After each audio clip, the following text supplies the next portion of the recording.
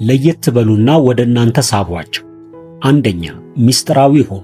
አንድን ሰው ገና ከመተዋወቃችሁ ብዙ ነገርን በአንድ ጊዜ መዘርዘር እንደሌለባችሁ ከዚህ በፊት ተነግሯችኋል። እኔ ግን አንድ ተጨማሪ ነገርን ነው ልጠቁማችሁ የምፈልገው። እሱም የተለመዱ ነገሮችን ማውራትን አስወግዱ።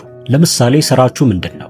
አስቸጋሪው የህይወታችሁ ጊዜ የቱ ነው ከማለት ይልቅ ስለ ራሳችሁ በተወሰነ መልኩም ቢሆን ለየት ያሉ ነገሮችን እንዲያውቁ ፍቀዱላቸው። ስለ ራሳችሁ እውነታውን ስታካፍሉ የበለጠ ቅርርብ በመካከላችሁ እንዲፈጠር በሩን ክፍት ማድረግ ትጀምራላችሁ። ነገር ግን ስለ ሁሉም ነገር በዝርዝር አትናገሩ።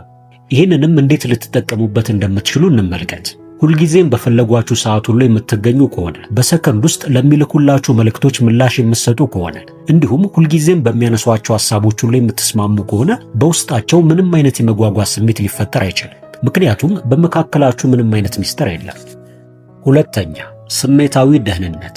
አንድ ሰው ሐሳቦቻችሁ፣ ስኬትና ሽንፈቶቻችሁን በሙሉ ያለምንም ማንገራገር አብሯችሁ መካፈል ሲችል ቀስ በቀስ የስነ ልቦና ሱስን ይፈጥራል። ሰዎችም ይህንን በምታደርጉላቸው ወቅት ከባድ ሸክምን እንዳቀለላችሁላቸው መቁጠር ይጀምራሉ።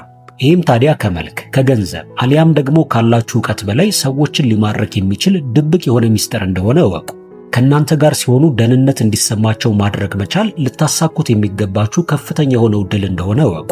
ነገር ግን ብዙዎቻችን በፍቅር ግንኙነት ውስጥ ምን ያህል ነፃ እንደሆንን ለማሳየት የተለያዩ ጥረቶችን እናደርጋለን። ይሄ በጣም ጥሩ ነው። ነገር ግን ሌላኛውም ሰው ጀግናችን እንዲሆን ቦታ መስጠትን ብዙ ጊዜ እንረሳለን። ሶስተኛ፣ ቀና አመለካከት። ብዙ ሰዎች የሌሎችን ድክመት ለማየት የሚቀድማቸው የለም። እናንተ ግን በአንጻሩ እነሱ እንዳላቸው እንኳን የማያውቁትን ጥንካሬ ፈልጋችሁ ልትጠቁሟቸው ይገባል። ለምሳሌ ይህንን አስጨናቂ ሁኔታ እንዴት እንደተቋቋማችሁ ታስተውያለህ። በጣም የሚገርምና አስደናቂ መረጋጋት አላችሁ የሚል ቃልን ተናገሩ። ከዚች ቅጽበት ጀምሮ የበለጠ ያንን ማንነታቸውን ለማጉላት ጥረት ማድረግን ይጀምራሉ። እናንተንም ይህንን ውብ የሆነ ማንነታቸውን አጉልቶ እንደሚያሳይ መስታወት አድርገው መቁጠር ይጀምራሉ። እዚህ ጋር ልብ እንድትሉት የምፈልገው ነገር ቢኖር ሰዎች እነዚህን ቴክኒኮች ካዳመጡ በኋላ በመጨረሻ የሚፈጽሟቸው ትላልቅ ስህተቶች አሉ።